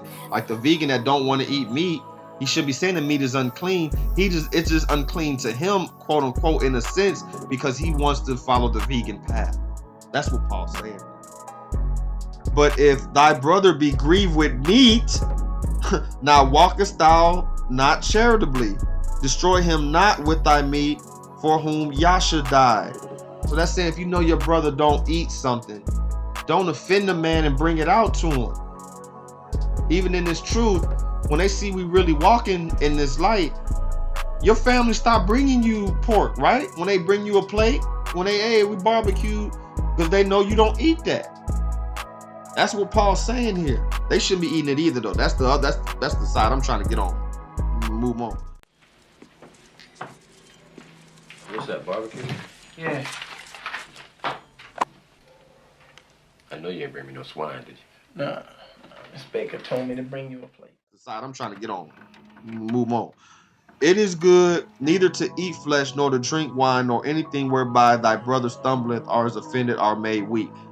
Going into drinking. Some brothers don't drink. It's not that drinking is unlawful. Being a drunkard is, but drinking, you can have wine, you can have strong drink in moderation. But if somebody says, hey bro, I don't drink, man, I had some problems years back, X amount of days sober, I'm not gonna show up at his house with a bottle of wine to cause him to stumble. I might be like, oh, well, I drink wine all the time, I'm good. That's not for him though. That's not something he wants to do.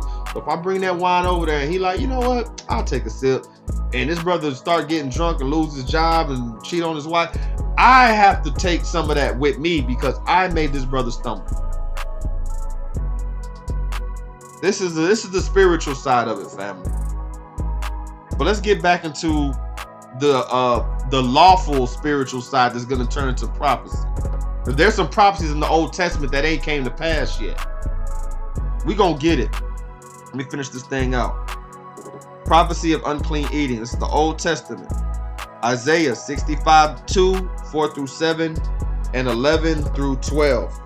I have spread out my hands all the day unto a rebellious people, which walketh in a way that was not good after their own thoughts, eating what you want, doing what you want, then saying praise God on the end,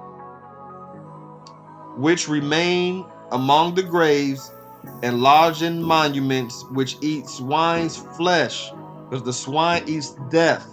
You're eating what? Swine's flesh and broth of abominable things in their vessels. That's that southern pot.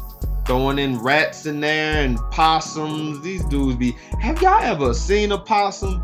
Man, I'm telling y'all, man. Almost got the bussin'. Almost got the bussin' one night, man. Not on no beef, but on a dang possum. I'm walking to my car. I'm thinking it's a cat. You know what I'm saying? But it's just moving different.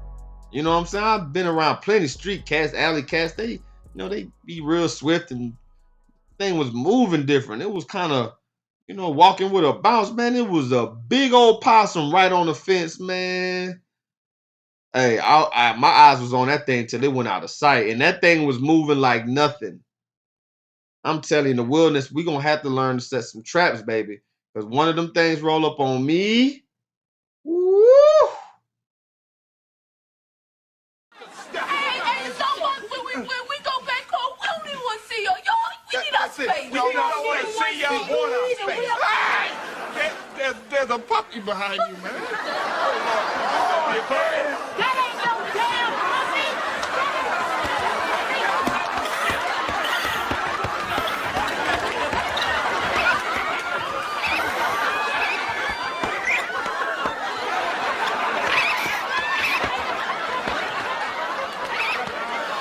Man, you be fighting like Martin with that thing. Man, y'all gonna have to come, man. We gonna jump this thing. Shoot, for real. But let me get back to it. Where am I? I lost my place.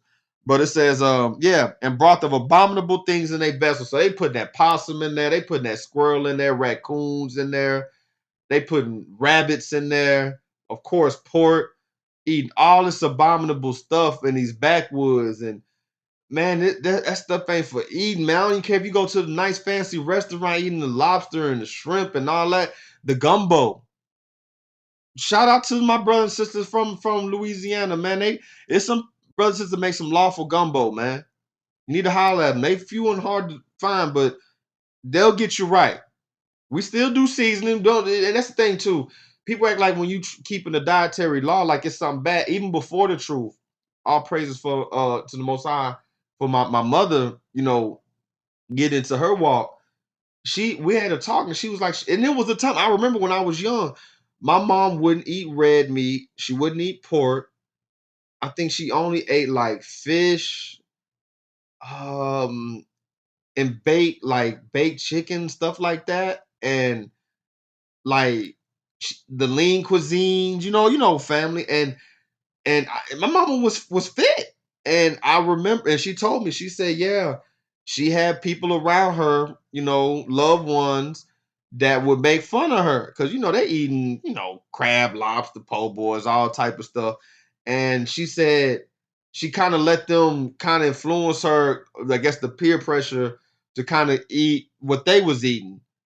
And she said she sees, of course, afterwards that yeah, that was the wrong thing because she was actually going in the right path, being fit, being healthy, eating these foods, and here they are making her feel crazy because she's not partaking in it.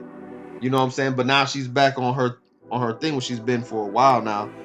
But it says here, uh, which say so they eating these abominable things in their vessels, like they were doing to my mama, my T John, right? It say, but they telling her, which say, stand by thyself, come not near to me, for I am holier than thou. When you preaching against these abominable foods that's killing us, when you could just look at it from a without the scriptures, you can look at it from a medical point of view. This stuff is not good. But they act like they're not near to me, for I'm holier. Like, how dare? So you're trying my faith. No, I'm telling you, you're not doing what the Most High said to do. I'm not saying you ain't got no faith with him. I'm saying you are living, are doing something in opposition to his word. You take that how you want to take it. But they say, stand by thyself, don't come near me, come not near to me, for I am holier than thou. These are a smoke in my nose, a fire that burneth all the day. These are a smoke in my nose, a fire that burneth all the day. The Most High so mad, it's like he got flames shooting out his nose. Because they sitting there eating this filth. And when a prophet, a brother, a sister, preacher, bishop come and actually preaching the word about this stuff, about these ham sandwiches and spam. Gone over there. You ain't got more faith than me. I sit on the front row. I went to the pastor's wedding last week. This and that. Behold, it is written before me, I will not keep silence, but will recompense unto their bosom your iniquities, that's lawlessness, and the iniquities of your fathers together, saith the higher, which have burned incense upon the mountains and have blasphemed me upon the hills. Therefore will I measure their former work unto their bosom. So the Most High is coming for what you're doing and the sins of your forefathers. On all that, like through Christ, He's gonna give you according to your works. All as a collective. I'm not saying you have to pay for the sins of your forefathers, but you're doing what they did, so you're gonna get the same thing. Verse 11, because they're gonna say, "Oh, that's not about food." He's saying you burning incense on the other gods, basically falling before these other gods and blaspheming them is right in line with eating these abominations. There's a difference between a sin and an abomination. Abomination is egregious. But ye are they that forsake Ahiah, that forget my holy mountain. And look, let's read. That prepare a table for that troop, and that furnish the drink offering unto that number. How do you furnish a table, family? We gonna stay on this food thing. How do you furnish a table? You ain't talking about decorations. Therefore will I number you to the sword. No, he's going to give you unlimited grace. I will number you to the sword. No, he's going to plead with you face to face. Therefore will I number you to the sword. That's the sword, the modern day gun. That's death. And ye shall all bow down to the slaughter. Because when I called, ye did not answer. When I spake, ye did not hear, but did evil before mine eyes, and did choose that wherein I delighted not. He don't delight in Porky Pig. He's sending people to tell you to get your diet right, to get your 80% of your immune system's in your gut, and you want to eat the filthiest animals on the planet. Like, and it's not grievous. Like, people think it's so grievous to eat healthy. It's not. We still do seasoning. We still do barbecues. We still cook. We still eat healthy. We get healthy. We get full. We're satisfied at the table. We still do the mac and cheese. We still do the greens. You dig what I'm saying, Israel? We just don't do that swine and other stuff and other fattening foods. And we also incorporate other healthy things in our diet. Brothers and sisters dealing with elderberry. I've learned more about diets online in my adulthood than I ever learned growing up. That's why we need to teach the next generation. Kids ain't born fat. There's I'm gonna say this real quick. There was an episode of Mario I watched, pissed me off and amazed me at the same time. It was these kids that was overweight, and the mothers was overfeeding these kids, and every meal they eating all these big meals, and then at every meal they're drinking 2 and 3 sodas. Sodas is the worst thing you can drink, family. And I stopped drinking soda. Well, I ain't gonna say stop, because every blue moon, yeah, I do slip, may have a sip, but I can tell you this: I have to really think back, and most time is when I'm sick, and that acid helps, me open up. But I usually don't even finish it. I'm just keeping it 1,000. I'm not trying to be holier than whatever, but I stopped drinking sodas when I was in the world because juice is better, and then it's a certain type of juice, not just sugary stuff. So I've been watching out for my health slowly for many years. This isn't something that's gonna happen overnight, but family, you do got to start somewhere. You can't be 65, arteries clogged, and you had open heart surgery and triple bypass. Man, that stuff is hard. Have y'all ever had a family member go through that? Man, that stuff is hard, man. They different. What the A say? I'm breathing different. Where we at, man? Okay, so let's get it. Isaiah 66:3. I want y'all to zoom into this too, family. And we're going to go to verse 15 through 17. He that killeth an ox is as if he slew a man. He that sacrificeth the lamb as if he cut off a dog's neck. He that offereth an oblation as if he offered swine's blood. Pause. You know that he compared what's supposed to be righteous to something that's unrighteous, slewing a man, cutting off a dog's neck, spilling swine's blood. All that's unclean. All that's unlawful, family. Where we at? He that burneth incense as if he blessed an idol. Another one. Yea, they have chosen their own ways, and their soul delighteth in their abominations. The swine is an abomination, family. And I'm getting on the swine, but all of them unclean foods in Leviticus 11, abomination. I don't care how it's prepared. I don't care if it's a family recipe. You can go, you don't have to eat. You don't have to eat it. That's the thing. You don't have to eat it. You go in the market, they got pork. Right next to it, they got lamb. They got beef. You know what I'm saying? They got all types of different deer. I mean, come on, man. You don't have to eat that stuff. You actually have a choice to do right or wrong. You're choosing the abomination. You delight in it. For behold, a hire will come with fire. No, he gonna, please thy child. No, he gonna come with fire, and with his chariots like a whirlwind, to render his anger with fury and his rebuke with flames of fire. For by fire and by his sword will the Most High plead with all flesh, and the slain of the Most High, a highest shall be many. Many are gonna die because they don't want to hear. Like he said, when he spake, they didn't listen. When he talked, they didn't hear. He's not just speaking in the word, though he absolutely is. Sometimes he's speaking to you through people. Somebody tugging your coattail, telling you overweight. It ain't body shaming. You fat. They that sanctify themselves and purify themselves in the gardens behind one tree in the midst, eating swine's flesh, and the abomination and the mouse shall be consumed together, saith the higher. So you don't have to listen to me. You don't have to listen to all these other brothers and sisters telling you to do the same. He's going to consume you with fire and that sword. The Most High said it. This is Isaiah 66. This ain't came to pass yet. This ain't came to pass yet. This is going to be in a time when the world is in this turmoil. We're in the wilderness. There's going to be a brother and sister behind a tree, away from the people, eating swine's flesh. So everybody that makes it into the wilderness family ain't gonna make it into the kingdom. This is the discipline we need, and I got something I got coming up for that. I'm gonna get into that in another section, but that's why I need y'all to zoom in on this.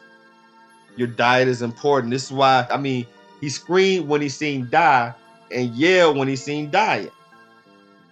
Diet scared the hell out of people. Get it like, and I'm not even getting on no Weight Watchers and having to order food and order, these little portions that ain't gonna fill you up. You can still eat until you're satisfied. Don't be a glutton, because that's what Homer Simpson and Peter and the whole, look at Americans, man. There's been so many studies for years and years about Americans being overweight. I think every 5 minutes, I believe it used to be a food commercial played. I think now that number's down to 2 or 3 minutes.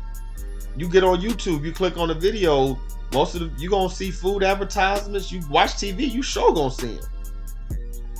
And most of them have an abomination in it. In my lion family, count the abominations next time. Deuteronomy 21:20. And they shall say unto the elders of the city, this our son is stubborn and rebellious. He will not obey our voice. He is a glutton and a drunkard. Those things go together for a reason, man. Because ain't Homer Simpson and Peter Griffin always getting drunk too? It's not a coincidence.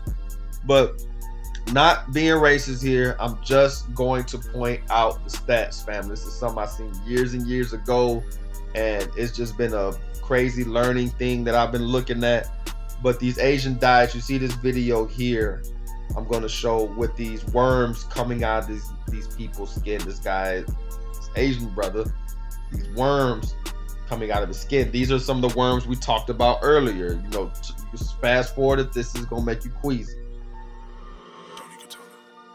But the thing about it is, when the quote unquote C-19, and it was a rumor, it was about a bat and people eating bats, and you see videos of these, in these Asian countries they're eating frogs, and I can go even into India, they eat monkey brains. Some places in Africa they eat monkey brains.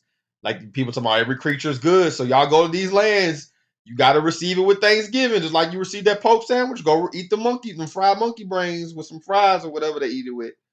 And they eating all these abominations over there in these countries with the, I'm not being racist again. I'm just pointing out the facts. Okay, this is not hatred. We're gonna show the facts, the stats.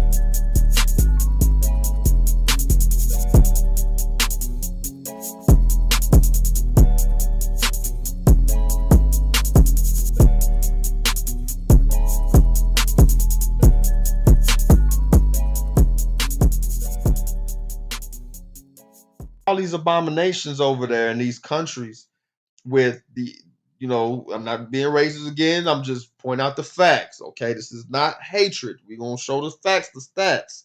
Those Asian countries, they literally eat anything: octopus, dolphins, anything, and they have the highest rate of stomach cancer. The highest rate of stomach cancer. Do you think that that's a coincidence, family? Look at the stats. And China's on this list too. There's a couple other countries too, but man, it's connected to the diet, family. It's connected to what we eat. So last section here, die or diet. You're going to have to choose like Homer. Scream if you want. Sirach 25 and 24, or Ecclesiasticus 25 and 24. Of the woman came the beginning of sin, and through her we all die. This ain't bashing women, but this is talking about our foremother Eve. The black Eve. When I'm talking about no white Eve, okay? That's a whitewash. But how did she sin, y'all? We're not going to speculate. Let's read Genesis 2:17. But of the tree of the knowledge of good and evil, thou shalt not eat of it, for in the day that thou eatest thereof, thou shalt surely die. This was the first commandment given, other than the commandment, of course, to be fruitful and multiply. But when he had the tree of knowledge of good and evil, and he had a tree of life, do not eat from the tree of good and evil. And people say, oh, well, Eve didn't know. Adam didn't tell Eve. Let's go to these scriptures and see. We don't listen to hearsay on this channel. Genesis 3:2-3, and then verse 6. And the woman, this is Kawah, Eve, said unto the serpent, we may eat of the fruit of the trees of the garden, but of the fruit of the tree which is in the midst of the garden, Ahiah hath said, ye shall not eat of it, neither shall ye touch it, lest ye die. Didn't he say, don't eat the swine flesh, don't even touch their carcass? Well, let's see what Eve did. Verse 6. And when the woman saw that the tree was good for food, and that it was pleasant to the eyes, and a tree to be desired to make one wise, she took of the fruit thereof and did eat, and gave also unto her husband with her, and he did eat. Completely out of order. You're not doing what God said, what the Most High said, and you're out of order. Man ain't supposed to follow the woman. She should have been following him, and he should have kept he should have stayed on his square. Everything about that was out of order. And from that's why we all die. Because that brought death into the earth. Right there. Not blaming them. They did repent. They did turn from it. But from what? Something that they ate. Is it registering, family? I know some people gonna throw this right out. Oh, this is what you're seeing. Even though I'm going verse after verse, showing all types of medical stuff, all types of studies, all types of references. This is just, you're one of those Hebrew cults and all that stuff. Yeah, whatever, man. I heard it all. Instead of doing these ad hominem attacks on my person, can you take down anything that I said as not being fact? Because this ain't even my words. This is what the Most High is saying. I'm just a presenter. That's it. And you see, she said it was pleasant to the eyes. Oh, man, but them pork sausages smell so good. Oh, that shrimp cocktail looks so delicious. I'm going to tell you, man, it's all in the frame of mind because I used to love that stuff. I'm not even sitting up here. I remember I went and did a study, shout out to the tribe, with my brothers over in Dallas. And I got to tell you about that story another time. But I remember when it was my turn to speak, and I was talking, and we were talking about different things. It was mostly centered around Christ, prophecies type stuff. And I remember I had a moment in there, and I was talking to brothers and sisters, and I was like, don't forget to reach back to your brothers and sisters in the world. Not saying don't beat them in the head, don't make it grievous to them, don't try to make them feel like a piece of crap because they not on. But still let them know. Don't forget you was once doing the same things they was doing, probably worse. I was like, some of y'all like shrimp sandwiches. Oh, in the crowd. I grabbed the mic. I was like, no, y'all know. And they had to start laughing because, yeah, man, I'm not acting, man. All our righteousness is still a dirty rag. But it don't mean that we still can't try. Just because you ain't going to make 100 on the test, you're not going to shoot for it. And once you get into the practice of it, it becomes easy. It's a grievous thing when you first start working out, especially when you're overweight or out of shape. It's grievous. But after a couple weeks, it's a little easy. A couple months, it's even easier. After about 6 months or so, you in the groove. About a year, it's like everyday thing. And that's what it is. You're gonna look at how you used to be and you're like, nah, I'm good. Yeah, it was good to me at that time where I was, but I'm good now. And that's how we got look, because that's how I look at it. When I see pork sandwiches and shrimp and all that stuff, and I remember it was a time, but stuff don't even smell good to me no more. It's all in your mind. That's why you got to renew your mind. It's other things I can eat. and feel good about eating it, and actually feel good physically about eating it, spiritually and mentally. And I probably pray over this video more than any other one that this could actually save somebody's life. It's a reason I'm hammering this home. There's a reason that they put so many unclean foods on display for you on TV and restaurants and fast food and in your grocery stores. It's a reason that your pastors, your preachers, your bishops never go into any of these prophecies about food and eating and what it means, what it represents. You've been told that it's not important. So with that being said, family, I want you to think about this. Dr. Sebi was killed not for outing some deep FBI plot, agent, interrogation, scheme. He wasn't killed for,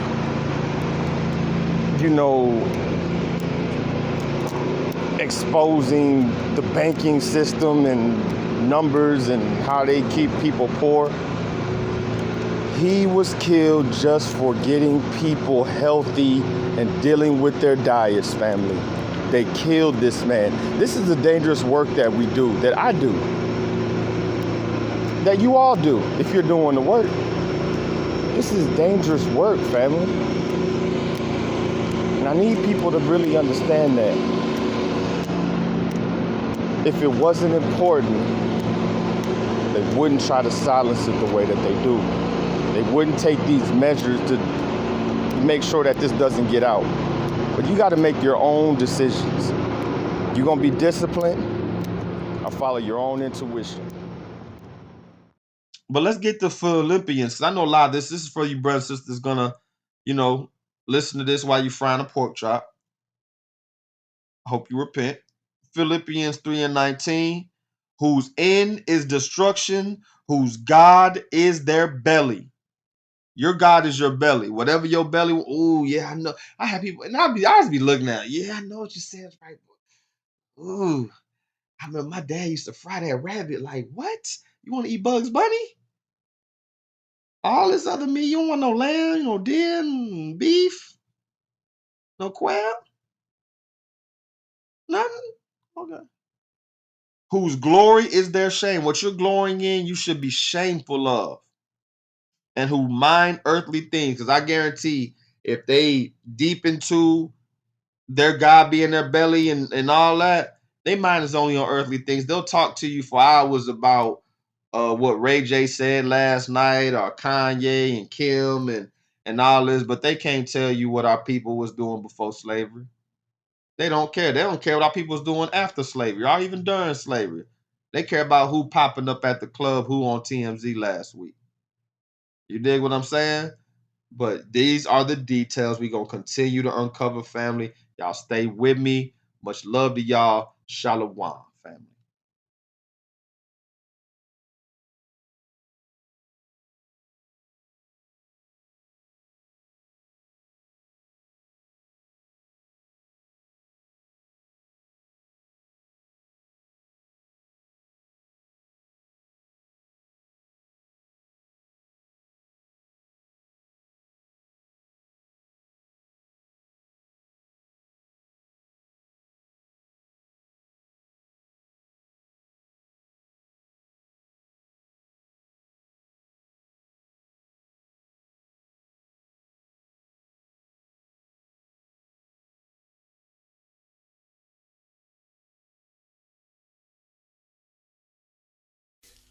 Armageddon music. Yo, with these sale jobs and mail frauds, mail knocks who got discovered from bail bonds. Thinking hard like militia, got his intel wrong. Meditate on the type of drama you tell God. Most of these niggas is full of estrogen. I'da give a few Emmys to all you thespians. Specialists, bro, we knew in Old Testament. The one stuck inside that room full of elephants. Been told you where I'm from, just readdressing it. They never regret it, we in the deficit. She can't Valentine me if I don't trust Cupid. When chivalry is dead, I film this execution. Frankie Beverly and Maze over club music. Most in the drunken studio. repent, confess I played a part in that drug movement. Babylon is confusion, unjust rulers. Brothers rush hating Chris, but they love loose. I'm on my Paul Mooney, try not to plug Judas. They thirsty in these streets, it ain't enough flu. Going live since they won't televise the revolution.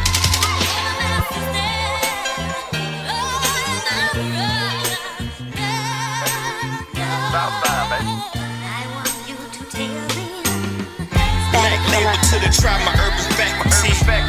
Ready for battle, word to the cavalry. Core major been so winning for pain. Never consider citizens were innocent slain. I be in the cut like a blood clot. From the dirt back to the dirt, world of dust mop. See, we've been indoctrinated by observation. They even talked about Yeshaya, but we God's favorites. A trainer can't change a dog's nature. Not a dot on the Dalmatian. What a lawless nation.